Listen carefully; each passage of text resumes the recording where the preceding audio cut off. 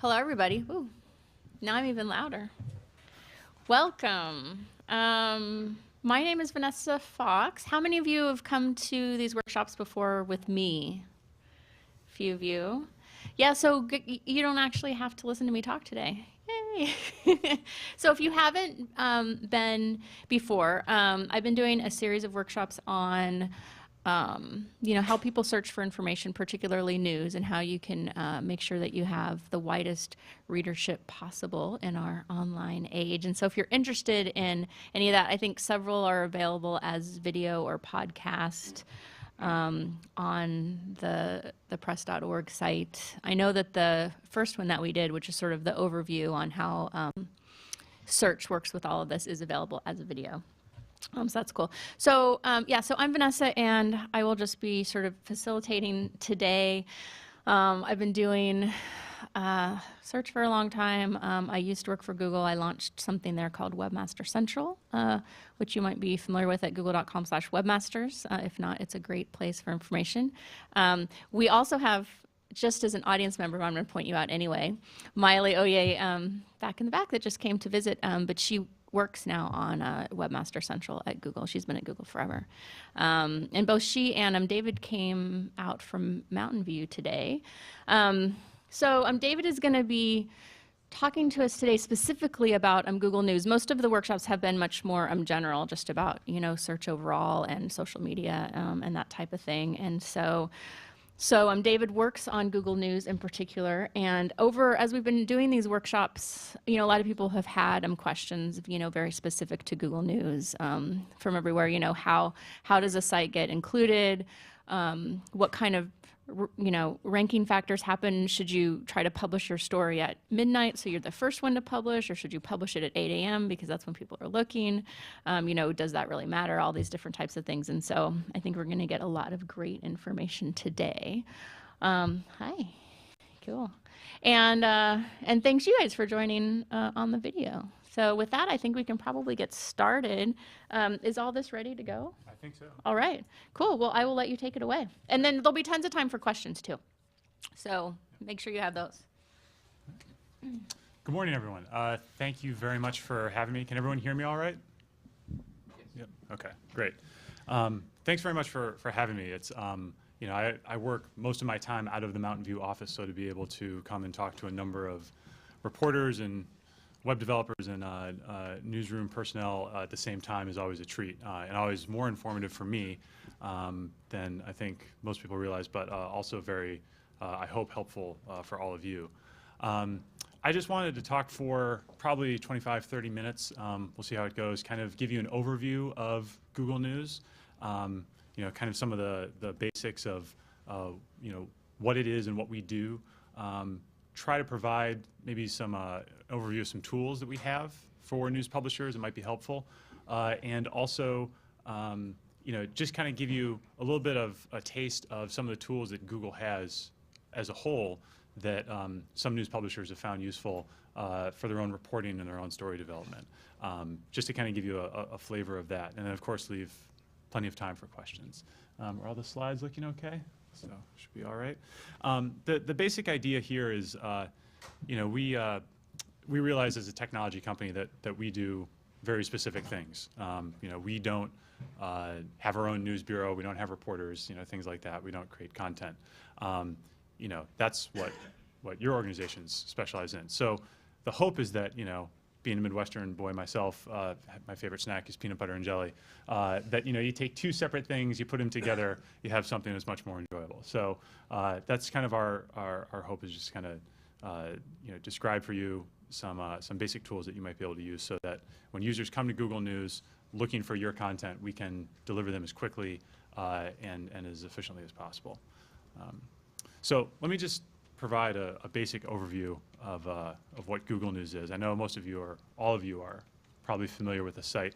But just for a quick walkthrough, let's say we have an imaginary user from Detroit who likes to read ebooks and currently lives in Mountain View, has some family in the military, likes to follow world events, prefers to read longer, in-depth articles, and somewhat to his wife's chagrin, keeps signing up for marathons and therefore takes him away on weekends. So let's say if we have somebody like that. And I have kind of gotten a fresh version of Google News here. I apologize for the aspect ratio. We couldn't quite get it right, but we should still be able to put this together. So if I want to follow, and I'm going to move the window around here a little bit. So if I want to follow some world events, for instance, as I said, I have family in the military, and I like to kind of see maybe where they are, or maybe what sort of world events might be relevant to them. Excuse me, actually, let me do this first. Let me sign in up here, and this will just kind of bring me to a logged in state. Great. All right. So once a user is logged in, they can personalize Google News to, the fullest extent that they want. So just by hitting the personalize button, this is something we've really developed over the past year or so. I just want to give you kind of a sense of how users use Google News. Let's say I want to follow, some events in the Middle East. Just kind of add a section. I can drag it around in terms of what order I want to see it in. I can set a preference for how often I'd like to see it, and I can demote other categories and so on. Right? So by doing all of that, I can really kind of control, and you'll see the page refreshes, and it's tough to see on this aspect ratio, but you can see that, world, US, and I should have Libya section here. There we go, right? So all of that, can kind of help, customize user experience. The other thing I might want to do is, as I say, kind of add a running section. Let's do that. And let me put in another local section. All right. So by doing all of that, I can kind of customize my sections. Now, there we go. Now, right now, by default, Google News is detecting that I'm on a Washington, D.C. IP. So it's giving me a Washington Metro local section. But since I currently live in Mountain View, I obviously want to change that. So I can do that. And this gives me my Mountain View section, which should come up here.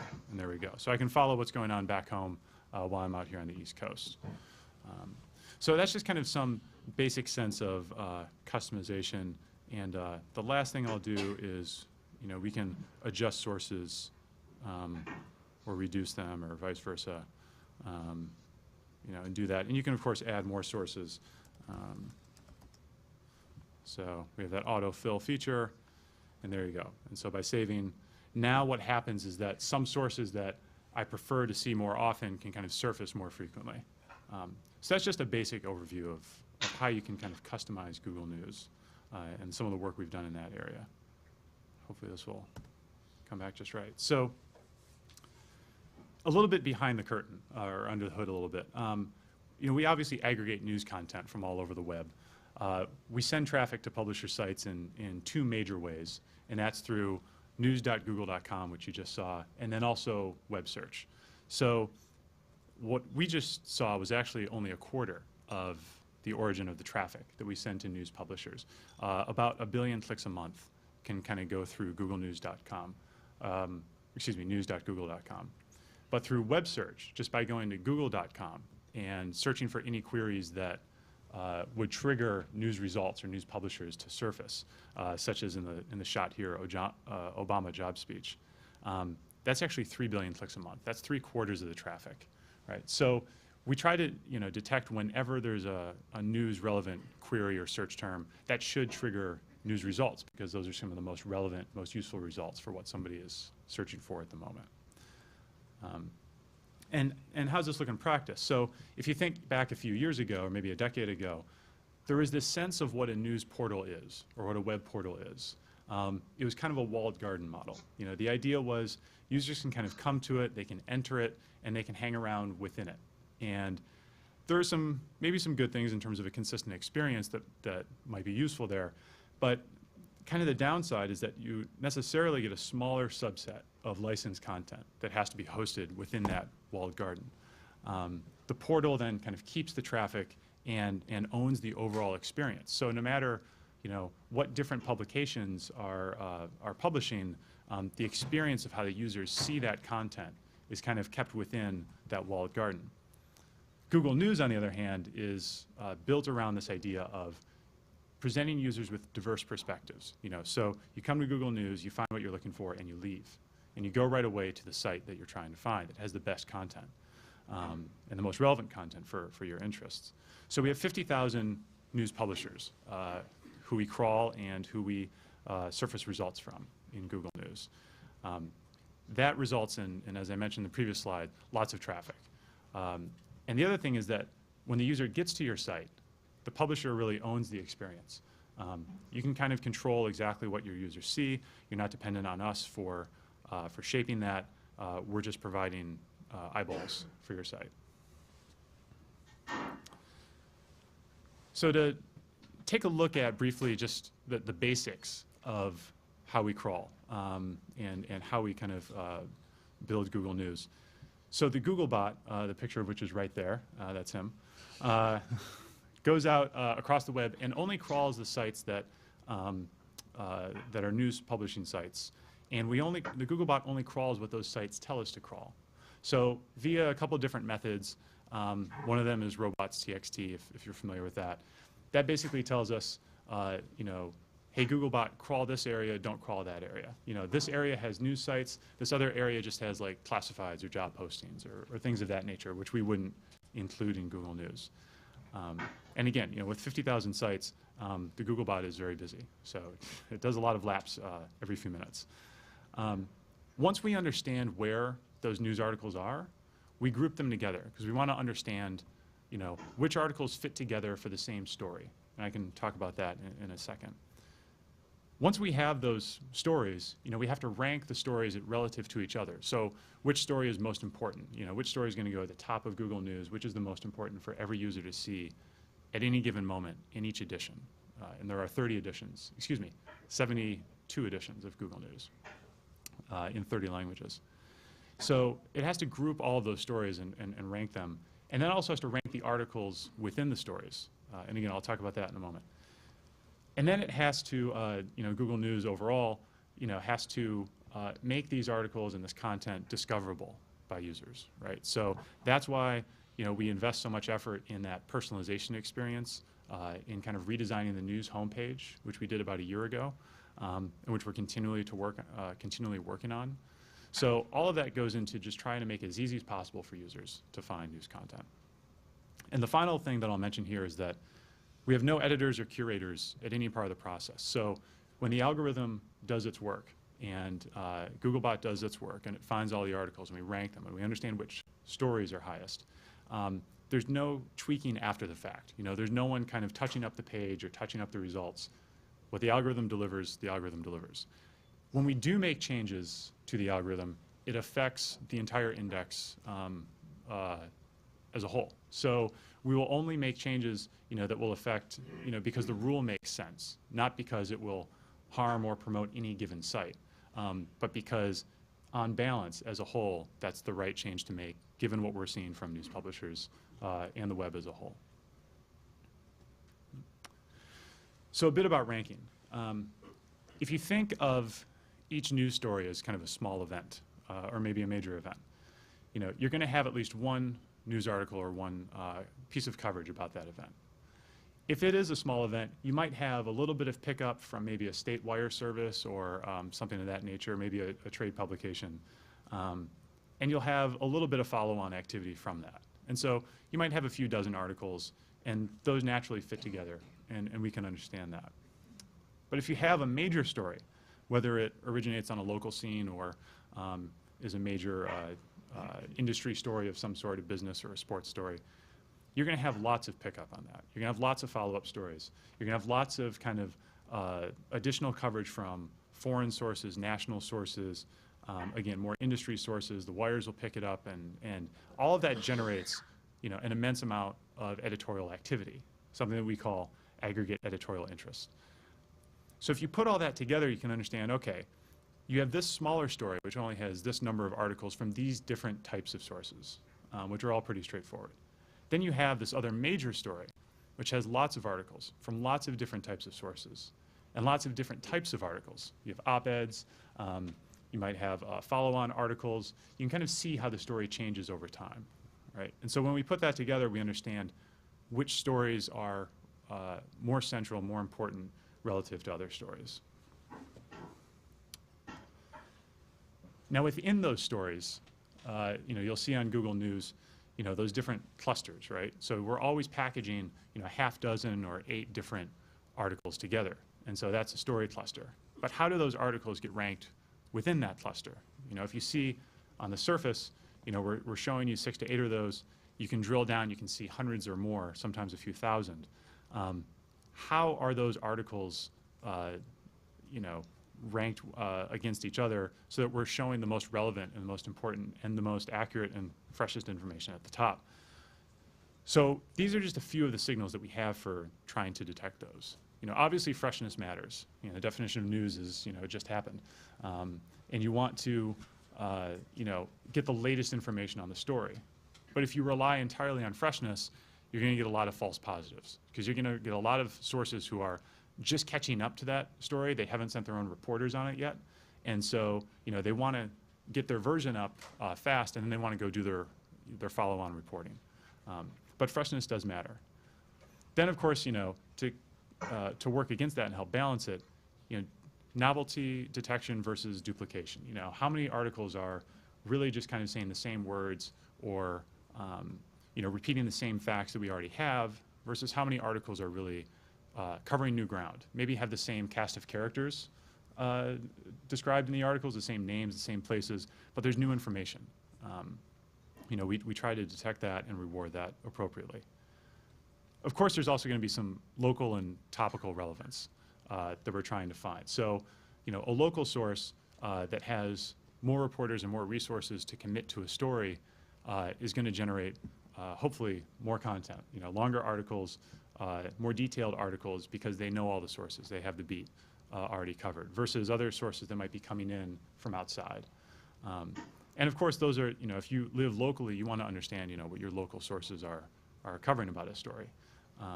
It doesn't matter to you quite as much what wire services are reporting on your own town or your own city.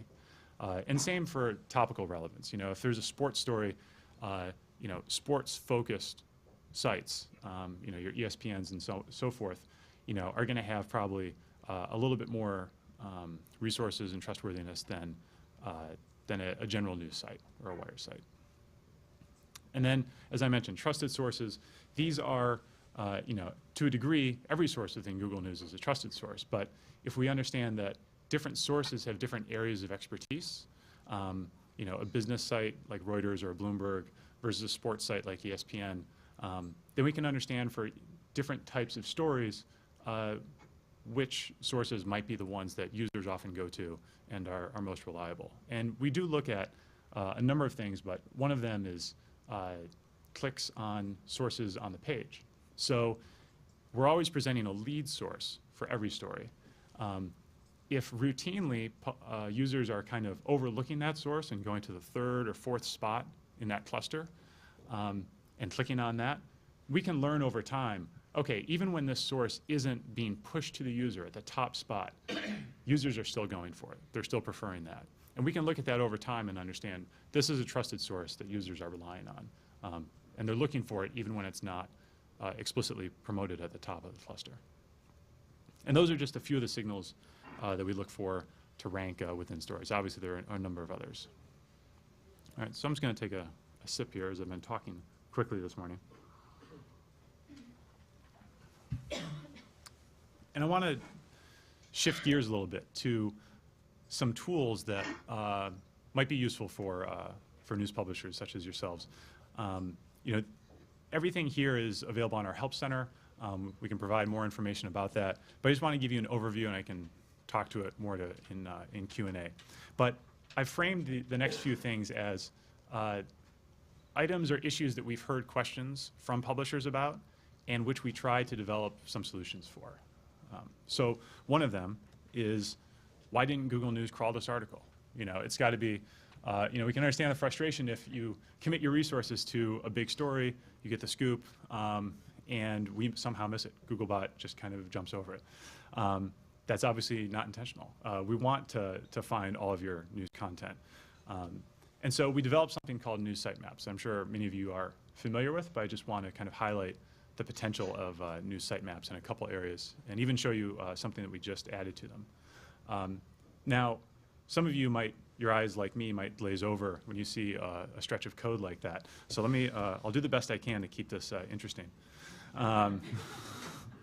So the first thing is news sitemaps. Instead of Googlebot having to kind of intuit or deduce where the article is, what the title is, and what the publication date was, news sitemaps can just tell us, right? So, you know, here you can see in the different tags for location, publication, and title, we don't have to do any of that guesswork, and that helps tremendously. So that's just, you know, a lot of labor kind of saved if a sitemap can show us that information. Many publishers have been experimenting with different models for pay access. And so we understand that and we respect it. But we also want to be transparent to the user and be able to show the user you're about to go into a subscription site or a registration site, or you're about to, neither of those apply. It's going to be a free access site. All right? So by using the access tag, that's something that you can tell us right off the bat. And we don't have to intuit that. And we don't have to confuse users who might unwittingly bump up against a subscription wall or something of that nature when they're just looking for something quick or from a source that they're already familiar with. Another thing is what type of content is it? So Google News includes press releases, we include blogs, we include op-eds. We realize that not everything a publisher might put on their site is a straightforward news article, you know, with lead, quotes, and B-matter, and so on. So by using the genre tag, we can understand, okay, this is a blog, you know, this is a press release, this is an op-ed, this is, you know, slightly different from your straight-ahead news article. It augments the story, comes at it from a different angle, and we can understand that. And the next thing that we just added to news sitemaps, and so I have to kind of do a different approach for it because we don't have it integrated in one of these examples here, is basically if your reporters are covering a story from a remote location, you know, say you're a publisher based here in DC, but your reporter actually goes to St. Louis to cover a major story. That's obviously an investment you've made, and you have looked at that story closely, and you have a reporter on the ground. So naturally, that story should be, you know, more in-depth or more detailed than a general story written from a distance. This also frequently happens if news organizations have bureaus in different places.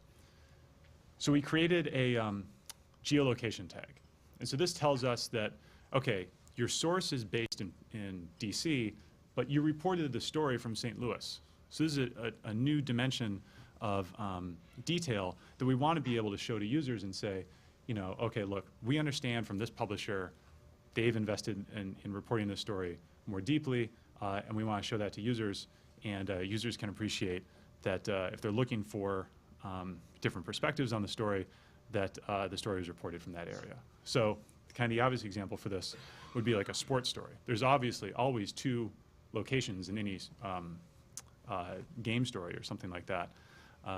So if papers are sending their reporters to North Carolina when Green Bay plays there, then they can understand, you know, okay, so this coverage comes straight from there. And the last thing, excuse me, second to last thing I'll cover with some basic tools are editor's picks. So we often heard from publishers, you know, it's all great if you have an algorithm that tries to detect or, again, intuit what our best stories are. Can we just tell you? And so it seemed to make sense. And so, you know, we recognize that at different times publishers have their own sense of what their can't-miss stories are. So we created editor's picks to kind of surface 5 of those at any given time. And these work off of an RSS feed that is provided directly to us. And I'll show you on the page in a second. But essentially, these can reflect your own editorial sensibility. You can include stories in editor's picks that we might not be able to crawl, that Googlebot might not be able to pick up, because maybe it's an interactive, rich media story. Maybe you have an interactive map or a slideshow, something of that nature that we can't crawl as easily or at all when Googlebot goes out to find it. And so this is a way to kind of include that and send it directly to users. Editor's Picks lives on the Google News homepage, which is kind of a nice boost, with all that traffic coming from the news homepage. With a branded module, as you see here in the example with the New Yorker, you can really develop a relationship with users because they can kind of look to find your logo. They can discover your brand if they haven't heard of it before, and they can kind of understand, oh, so in a world where maybe no one has heard of the New Yorker, they can understand, I haven't heard of this site, but it looks like they have these types of articles. They click through, and then down here at the bottom, they understand that they can maybe promote that source and see it more frequently. So it's a way to further develop that relationship. And so as I say, it works off an RSS feed that can be provided directly to us. As long as the feed is updated a couple of times a day, then we will continue to crawl it and display it, because we want to, again, show that fresh content. And at any given time, it's kind of the 5 articles that would kind of define or best represent your site. And so if I can flip over to this, because the module itself is pretty cool, right? So here would be the daily news and editor's picks.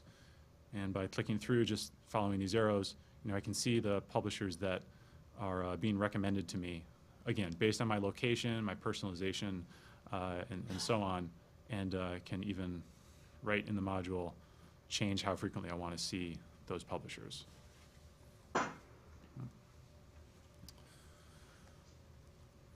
So that's editor's picks, and the final bit that I'll cover as a publisher tool would just be video.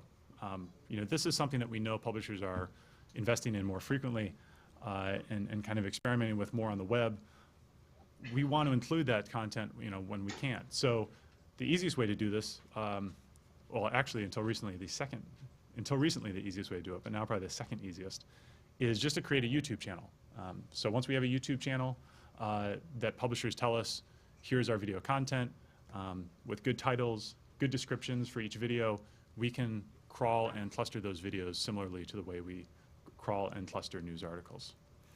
But now the easiest way to do this, if you don't have a YouTube channel that you've alerted us to, if you actually just embed a YouTube video on the article page, then we can crawl that. So this can be extremely powerful if you think of citizen-reported video.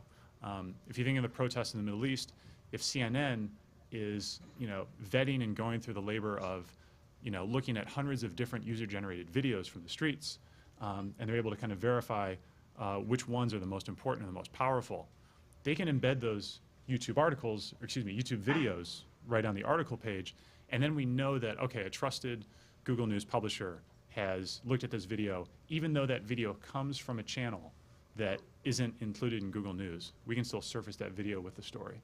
So, again, it kind of lightens the load if you want to surface your own video content. It also makes it more powerful to surface relevant video content from other sources.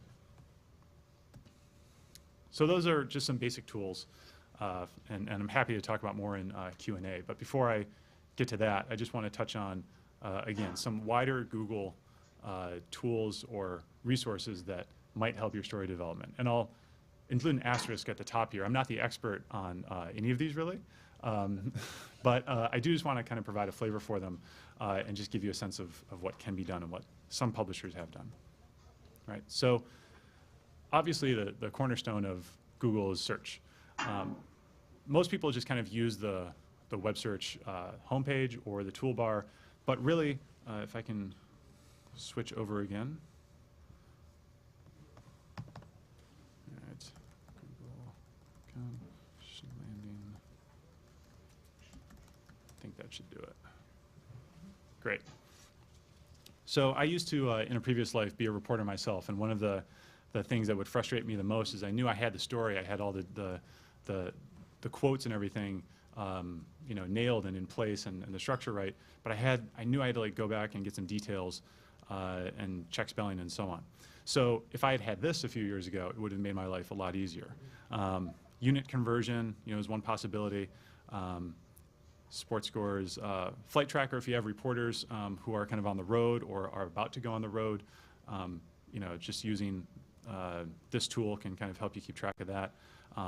The dictionary itself is built into the toolbar. I'm sure that everyone's had the experience of seeing a misspelled word in print by mistake, and some more than others, I admit more than others. And time zones and so on, being able to get the right time in different areas. Stock quotes, calculators built in. So all these things are just kind of built in, and they're probably underutilized. I mean, especially for reporters who are on deadline, like I say, to be able to just kind of get basic facts straight as you're proofing the article, these can all be extremely useful. So just wanted to alert you to that. Google Translate is another tool that is extremely useful, especially if you're reporting or covering in different languages. Not only can you kind of go to different sites, read different articles and translate them and get a sense of what they're saying, you can also see, if I can click on one publisher here, it should bring me over. So take a second to load. But Translate can also be implemented directly on a publisher page. So I'm waiting for this to...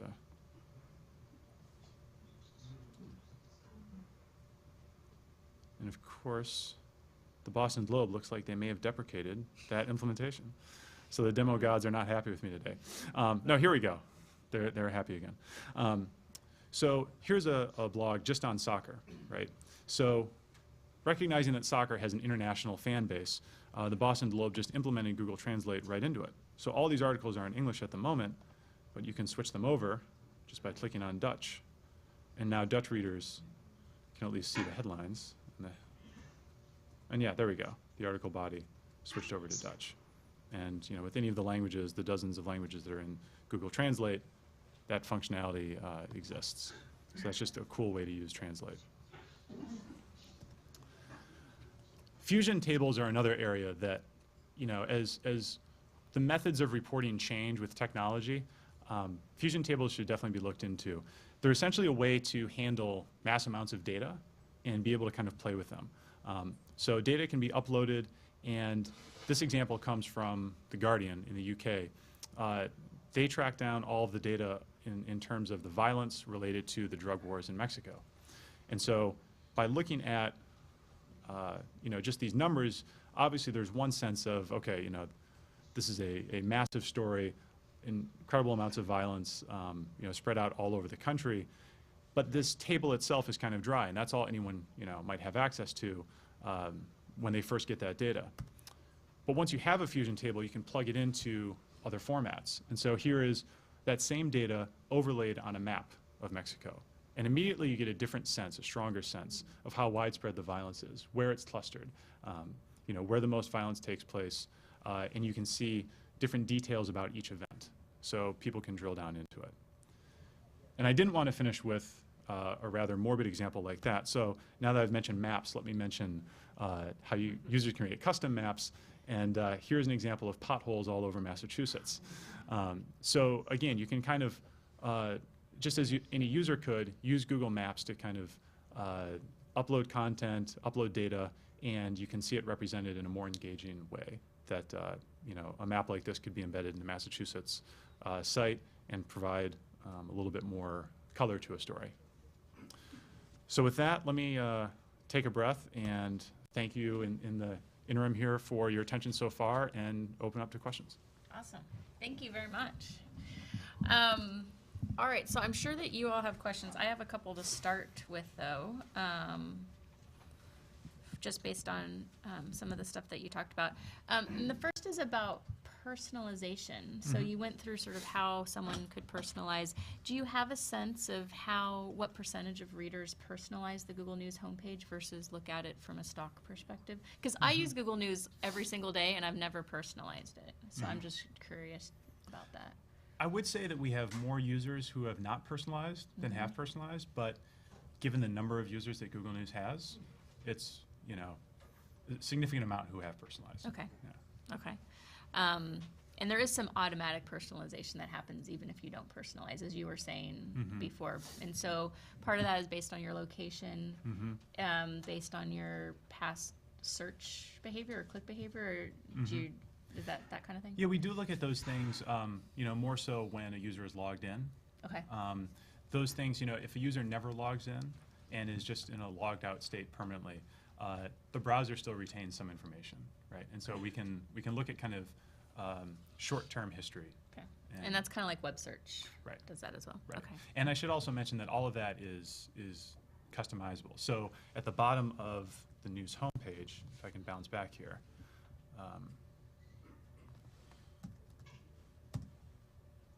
makes a little bit more sense to just actually show you. So at the bottom of the news homepage, users, even when they're logged in, can toggle back and forth between a personalized edition or just the standard edition.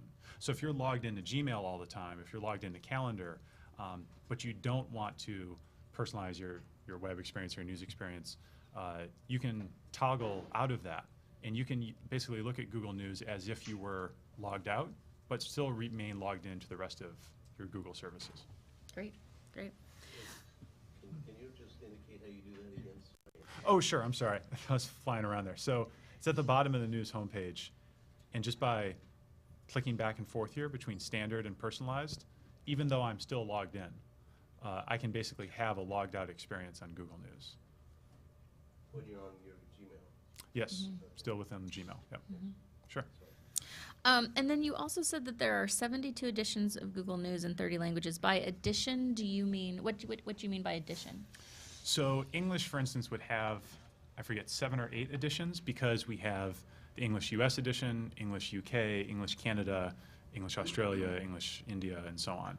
So one language could have multiple editions. Spanish is another good example of that. Okay, great. And I did just want to mention a couple other of tools. You were saying, what do you do? How do you debug if an article didn't show up in Google News at all? And how many of you write the stories but aren't involved in the infrastructure side? How many of you are involved in the infrastructure side, I should say?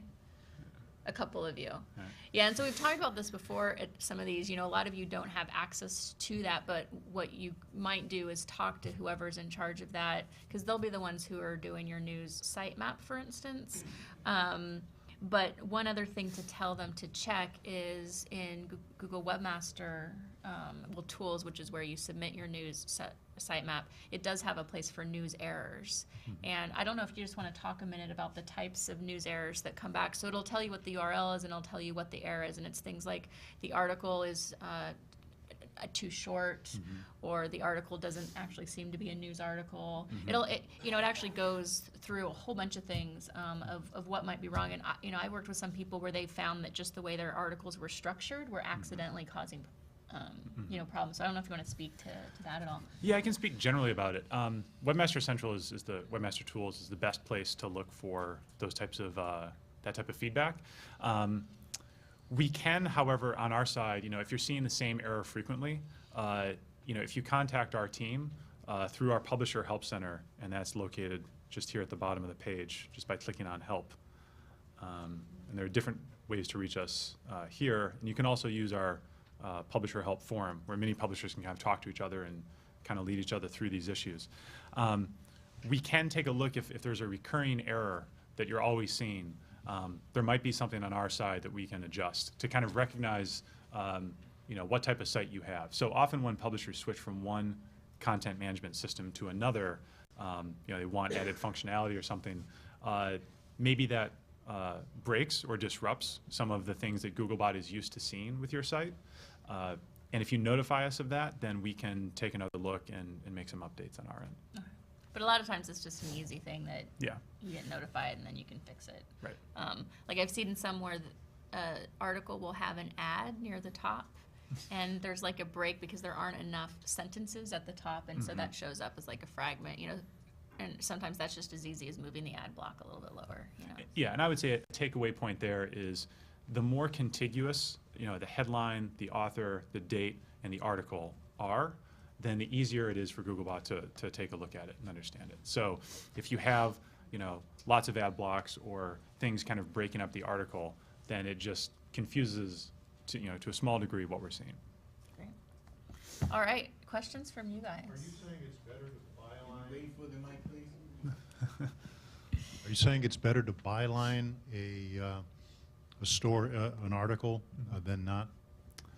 As long as we see some attribution. I mean, if you don't have a specific author for that article, many publishers just will say by news staff or by publisher staff. And that's an advantage to an unbylined article. Yeah, I mean, I don't want to oversell it, but it does help us, because we see the same pattern obviously for different articles on different sites. Yeah, and I generally tell people that even if it's not a news site, even if it's just, any kind of site like a blog or something, that even if you're trying to rank in web search, having authorship there, I think is a, authority and sort of a credibility signal. Google Webmaster Central blog did a blog post, I don't know, a month or two ago about quality, all the various quality signals that you can include in your site, and authorship, having bios was one thing that they listed. You have to wait for Julie. Oh, She's in charge. Okay. Thanks. When you aren't, is it working? Hello? It's off. Turn it off, please. Okay. When you don't have the functionality or the infrastructure capacity on it, can you ask or do the papers normally just put in that link for translation, or is there a way I can put in a little code in part of, when I submit an article to have them put it in? Right. So the implementation that I showed from the Boston Globe, my best guess is that there's an API for Translate that they were able to plug in. As I say, I'm not the expert on Translate, but that is to have it built into the site like that, that's probably the best. Yeah, so I guess. would say if you're running your own site and so you don't have a developer to help you build in that technology, at the very least you could just include a link to the translate.google.com, and you could even include a link probably that has from English to Portuguese or Spanish or whatever, and so people could do that. So that's your sort of low tech version. Yeah. You talked about having sources within the article who are cited or somehow rise to the top. Should we be linking sources or somehow highlighting sources within articles so that they are identified as sources? Is there a way to do that within the sitemap or within the metrics? Right now, the best way, we do try to understand when publishers are pointing to each other. So if they do include a link, that definitely helps us. And we're always kind of looking at different ways to improve that, because we know that when filing articles on deadline, reporters don't always have the opportunity to kind of link to other sources when they're doing that. And there might be competitive things, or maybe they don't want to link to their competitor.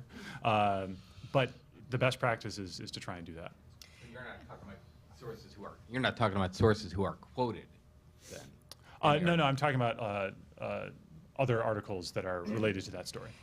But I would say link to your sources whenever you can, really. I mean, it's good for the web, and it's good for the people who've gone through all the trouble to give you that information. But also, particularly, I don't know in a news search, but I know in web search, there are some algorithms around understanding the whole neighborhood of what you're referring to, so the relevance of both what's linking into your articles and what your articles are linking out to, and it helps your readers. I mean, I've talked to some news organizations that sort of have a policy of not linking out, and I think that can be a little bit of fear around you're either going to lose your readers or you think you're going to lose, sort of page rank or whatever, and I haven't really seen either of those things to be the case. I actually find that it can make your site be more engaging and useful to people. So link out, I think, whenever you can. I know when I give quotes to reporters and then they don't link to me, it's kind of like, gosh, I just spent an hour on the phone with them, and for, my time's really valuable, right? Like all of our time is really valuable. And so it's kind of, disappointing when they don't then link to you. And links cost nothing. Right. I mean, Right, right. yeah. It doesn't. I mean, I think there is this sort of idea that it might hurt your story if you link out. When I've found the opposite to be true. What's the main difference between newsgoogle.com and Yahoo News, yahoonews.com? I would say that the primary distinguishing factor would just be that kind of that slide that I had that kind of displayed the two models. You know, that wasn't to describe specifically what Yahoo does, but in general, that approach of having a portal where you can look at content while you're still on Yahoo versus Google News, where we're trying to send you away. That's basically the primary difference, I would say. You started down this path at the beginning of the Q&A with the level of personalization within Google News, and I was wondering if you could speak to how that affects search engine optimization. If somebody's logged in, their patterns are being tracked, and also how that factors into the aggregate editorial interest. So sort of the personalization, SEO, and how it affects the Google News result. Right. You know, one of the aims of excuse me, enabling personalization is, of course, to provide users with the sources that they're familiar with or that they're looking for, they're most relevant. So over time, if we detect that a user is consistently going to the same source, that source may, you know, keep bumping up a little bit. Now, the concern, and we hear this loud and clear, and we recognize it, is that you never want to box a user into the same sources or the same content, you know, repeatedly, and by doing so, they might miss more important stories or other valuable sources. So that's always balanced. It's always it's more like a light touch that we try to, you know, recognize a user's history and, you know, recognize the things that make the most sense for what they've clicked on.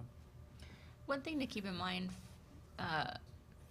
looking at that combination of personalization and search engine optimization, particularly in web search, as opposed to news specifically, is that the more engaged you are in social media, the more your stories are going to be visible, because if you've shared your stories, or, you know, you make it easy for your stories to be shared, and so other people share your stories. Anyone who's logged in and who's doing a search, who's connected to anyone who's ever shared any of your stories, then they will see a few things that people have shared in their circles, in their search results, and these are things that wouldn't have ordinarily shown up in the search results at all. And so there can really be a nice effect there where you see that start to come in. So social starts to be really important in that context. You mentioned the advantage of having continuous copy, that the bot really likes that versus being broken up by advertising. Do images that legitimately have to do with the story, do those also affect the success of picking up the story as well? Because I know a lot of times there's, you know, the lead, and then there'll be kind of a photo block that the copy will run around it. Yeah, I mean, that's kind of getting into the nitty gritty. I mean, we recognize when an image, in most cases, we recognize when an image is you know, included by the publisher as part of the story because it's not an ad. You know, we can distinguish ads from images, you know, fairly well. So that's not as big of an issue. I would say if the copy's running around it, that's probably fine. It's mainly the example that Vanessa mentioned. If there's a big block, whether it's an ad or an image that takes up the entire article space right under the headline, then that's not as useful. It's not as, What about you all on the screen? Do you all have questions? Do you hear us? Yeah, we can hear you. I guess just a quick question on our side. I'll kick it off while my colleagues are thinking. Is there kind of a difference between, you mentioned about different language editions, but how Google searches, like, I would say, big languages like English, Spanish, and so on, and how it searches and how you put together news on like local languages like Latvian, for example? Or that's the same pattern what you described? Do you have the same algorithms, the same level of algorithms for all languages? yeah, I would think that's the that's the approach. You know, everything that Google does is tries to approach problems at scale. So I think, you know, understanding what news publishers are doing in one language, if we make a decision to tweak the algorithm in that manner, it only makes sense if that rule or that tweak applies to all languages. And I know in web search, at least, they will often experiment with things in English, and then once they get it really working well, they'll start to roll it out to different languages. And sometimes they'll find, of course, that different languages have different things about them that are somewhat specific to either the country or the language. And, you know, they have people, you know, worldwide from those countries that'll make certain tweaks. And so I would imagine the same is probably true of news. I know that that happens a lot with web search, where they'll find, you know, that something either about the language or about the region needs some, you know, special algorithms just for that. Yeah, and I would also point out that for each edition of Google News, so I mentioned, you know, the half dozen or more English editions, you know, obviously the sources that you'll see bubbling to the top in the US are not going to be the same sources you'll see bubble to the top in the UK and Australia and so on, and of course for across languages. So different editions, we recognize that users have a different fluency with various sources, so we try to respect that and surface those. Oops. I think we have one back there. Oh, Miley. So, hello. I actually work at Google with David. I just want to mention a few things.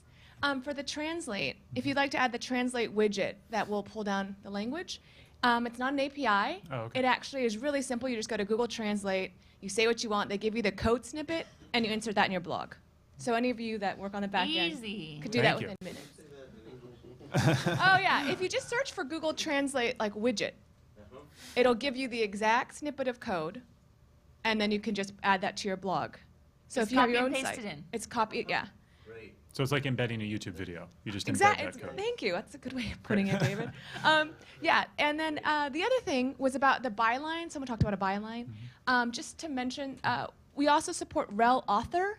Now, I don't know if you guys have heard about that, but it's a way that in Google web search, at least, we will actually link, if you link, like this story is written by Miley Oye.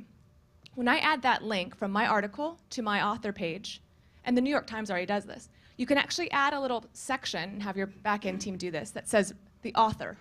And then that way we actually connect you as an author with that story. So users don't just see it, but actually our algorithms and our back-end itself can connect you as an author with the story that you wrote.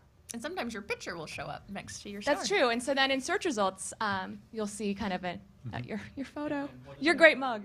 It's called rel author, so it goes in the code of your page, which is why your back-end team will have to implement it. But it's just rel equals author, and it's a pretty easy little thing. You can search for that. There's a bunch of articles. I think I wrote an article. Google, of course, has published. I a like bunch how of you articles. talk about your article. But it would be done. Yeah. Way to go, Vanessa. It would be done by your back-end team, but it would be in the template itself and should pop up automatically. Anytime someone adds their name in the byline, it should have a rel author to your bio page too. So I don't know if I'm displaying on the screen still, but I've at least pushed up basically that piece of code that Miley just mentioned. Is that coming through on the screen? Yeah. So, you know, right here, just the rel equals author, you know, it can be plugged in as Miley mentioned, and we can see that. Let's take one more question from Latvia, and then we'll go to your question, because I think you have a question. I can tell. Do you guys have another question?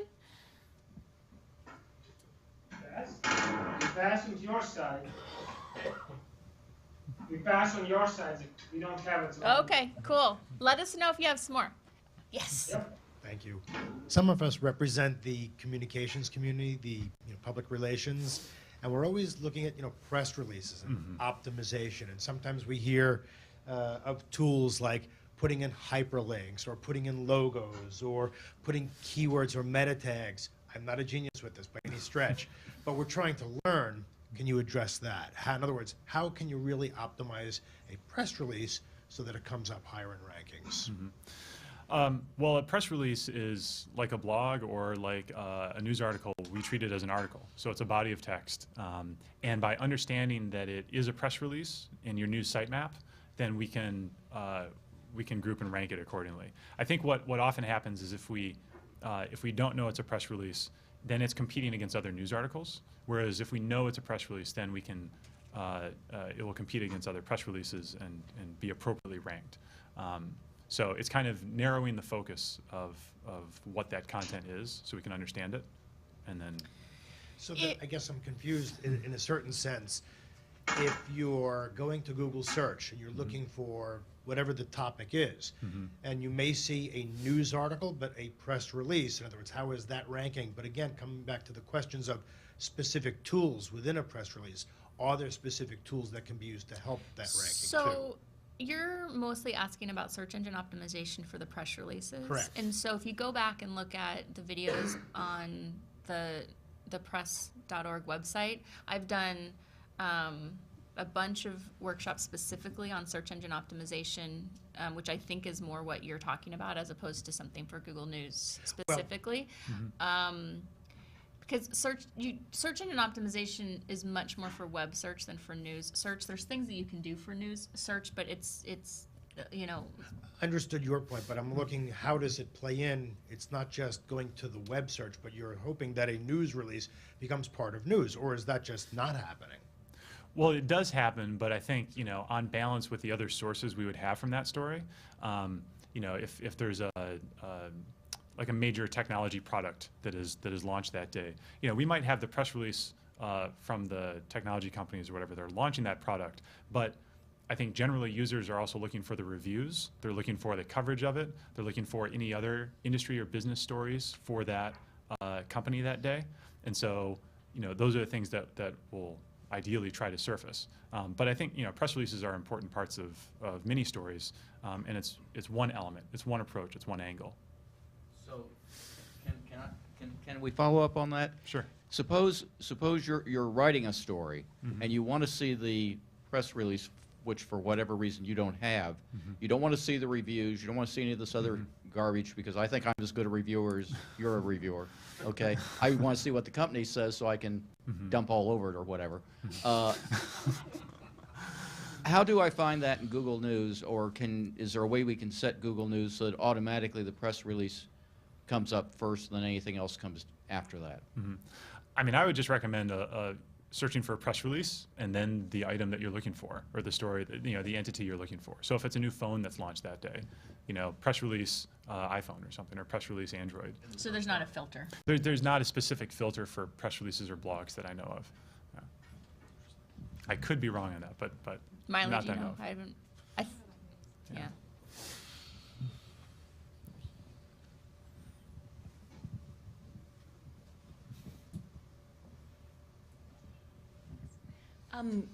Google Plus, how have you integrated Google News with that so far, and what do you have coming up? So far we have the +1 button on the homepage of Google News. So if I go back to here. Right, so next to any story, you know, by +1ing it, you know, we understand from users that that they're you know, giving an upvote for that story. As for what we have coming up, you know, I'm not at a high enough level to make product announcements, but I will say that, you know, generally we have looked at the social dimension of Google News, so that's why we have kind of these different abilities to share, you know, whether it's with you know, Facebook or so on, or even email. You know, we recognize that social is important, and I'm sure there are many people and teams kind of looking into how to integrate not just news but other Google products with Google+. So there's nothing specific with Google Plus right now. You just have the +1. We just have the +1 button. Yeah. Okay.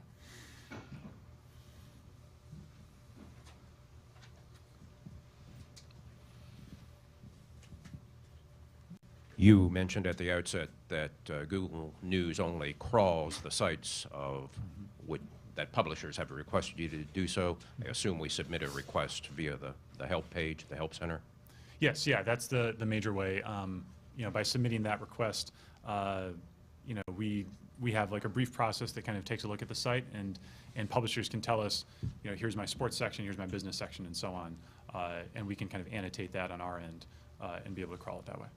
And then once we have that set up, because a new sitemap can't be filed in Webmaster Tools unless the site is accepted in Google News. So it's kind of a two-stage process if you want to graduate to sitemaps. You know, once you know you have that confirmation email from us that you're in Google News, then you can go into Webmaster Central, file the new sitemap, and we can pick it up. Yeah, once you're a publisher in Google News, there's a whole other set of tabs available to you in Google Webmaster Tools that you don't see otherwise. You just have no idea they even exist. Yeah. Any other questions?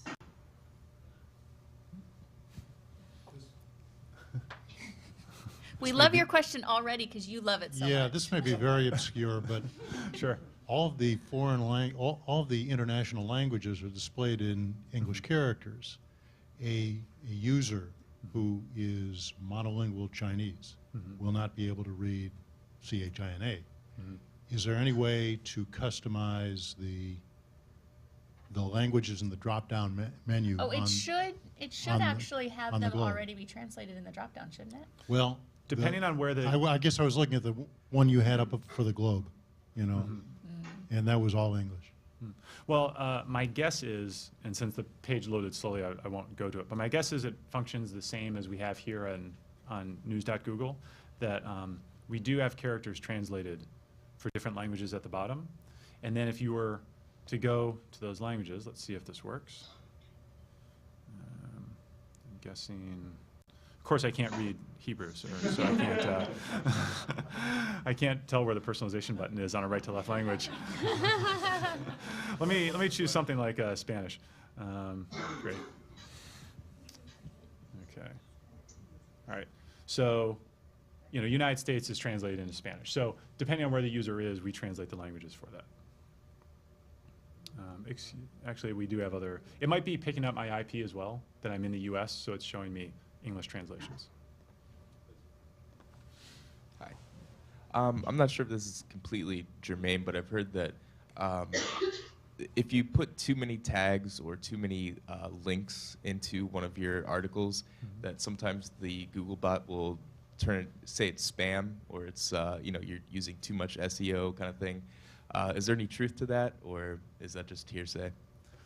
My guess is that that's hearsay for the most part. I am certainly not privy to all the signals that the web team has and spam teams and so on. I just know that for news, you know, we're looking at the site, we're looking again at the most clear-cut article body, and we're of course looking at news site maps to kind of understand, you know, what sorts of things and information are publishers telling us about that article.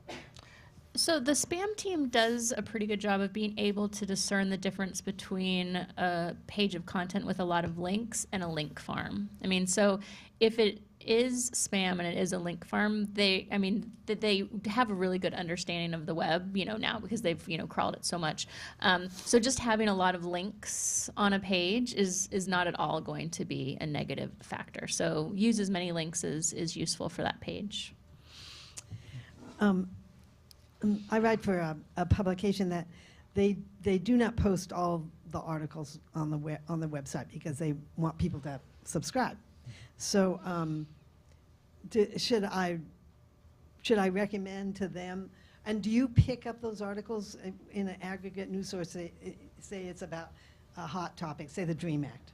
Would you be picking those up as somebody Google DREAM Act, or does the publication have to request that you pick up the articles? And then along with that too is, do you pick up blogs too? If somebody's writing a blog about a hot topic, do you pick those up, or is this just you know, published publications that you do? So on the subscription question, if the publisher as a whole is included in Google News, if that domain is accepted in Google News, then you know, we'll crawl what it tells us to crawl. If it asks us to crawl the subscription content, we can do that, and we'll show the word subscription in parentheses next to the link. I would also mention that we have a program called First Click Free.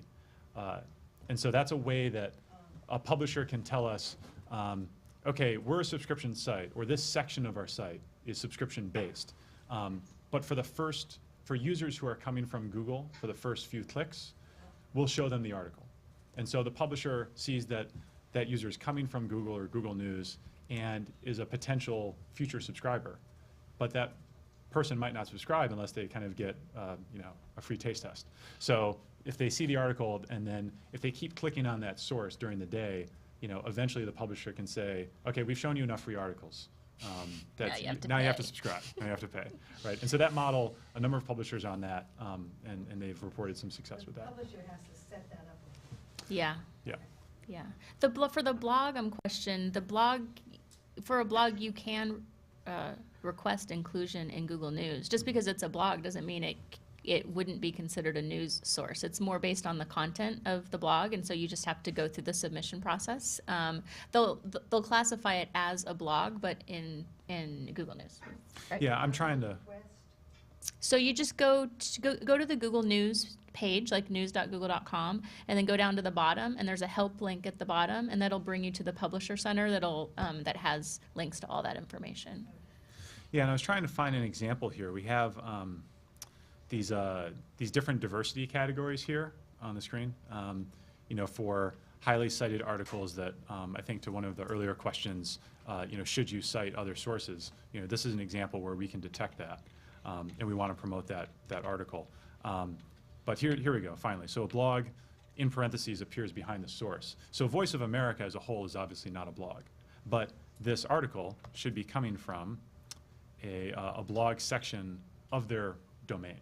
And so by kind of checking that URL, we can understand, okay, this isn't the Voice of America homepage or a straight-ahead news section. This is their blog section.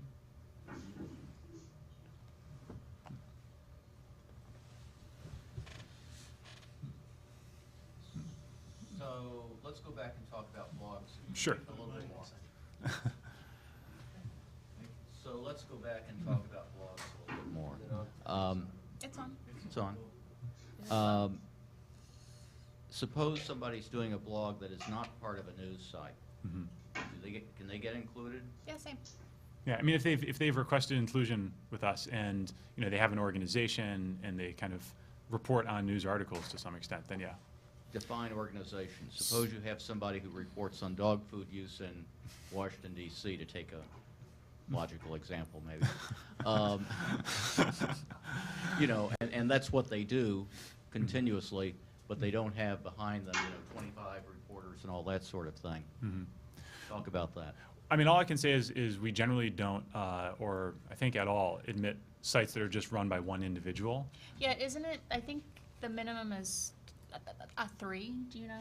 Yeah, I mean. There are requirements. Yeah. I think it's 3, at least 3. It has to be a team. Right. I know that. Yeah, so if we notice that there are multiple people behind a site and that they are putting organization information on their page or contact information, so that they are saying, not only am I publishing this, but I'm accountable for it. You can reach me by email, you can reach me by phone or mail. Then we understand that that's... Yeah, on that Help Center page, there's a whole list of requirements of some of the specific things that they look for. And one, is that there is an organization page and there's a contact. It goes through all of those specifics. It can't be just about yourself. It can't be entirely self-promotional. I've run into some sites that don't understand why they're not part of Google News, but every article is really just a promotion for one of their products. It's like, well,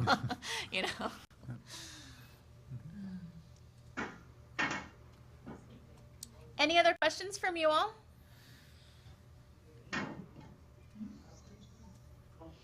Thank you. I'm glad that you guys could join us. Hopefully you could hear us. Yes. Yeah? Awesome. Loud and clear. Good. And I'll just make one final plug, kind of under that category of publisher tools. I'd say maybe the most underused tool is actually the team I work on. So we have a whole team, built to work with publishers to troubleshoot issues around the questions that you've brought up today. We are reachable through that help link at the bottom. You can use our publisher forum. There are a number of different what we call kind of step-by-step or troubleshooting tools on our help center to kind of walk you through an issue, and we try to keep those as up-to-date as possible. So, a lot of Google News is automated, but in terms of being able to kind of help address questions, we do have people who can do that. So please make use of us. Awesome. Well, thank you very much for coming out here. Thank you for the invitation. Really It was great. appreciate it. Good stuff. Thanks, you guys.